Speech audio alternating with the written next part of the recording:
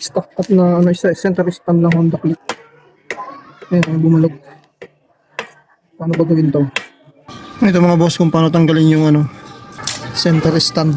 So ginamitan na natin ng vice grip. Tapos ng W40. Ayan, spray nyo lang yung spray yan.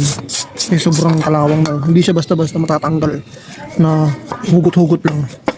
Kailangan ganyan-ganyan mo, tsaga lang talaga. Ayan. Tsagain nyo lang talaga na ano yun, hilahin. Mahirap pero kailangan tsagain. Spray nyo lang ng W40. Natanggal din yan.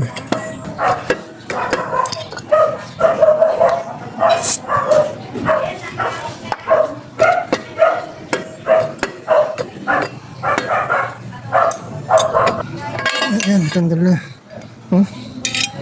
Daming kalawang. Natanggal natin yung center stand natin mga ayan, sobrang kalawang na. Gamit ang WD-40.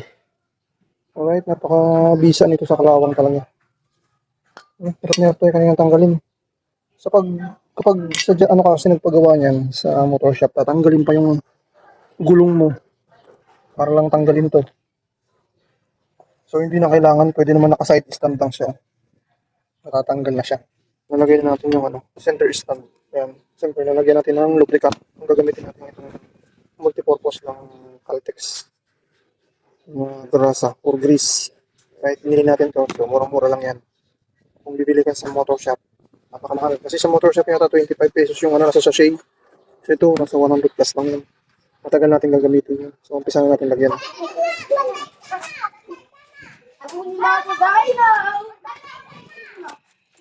Down they go. Down they go. Dali na pataas. Down they go. Pag naman din, dali na. Di ba kasi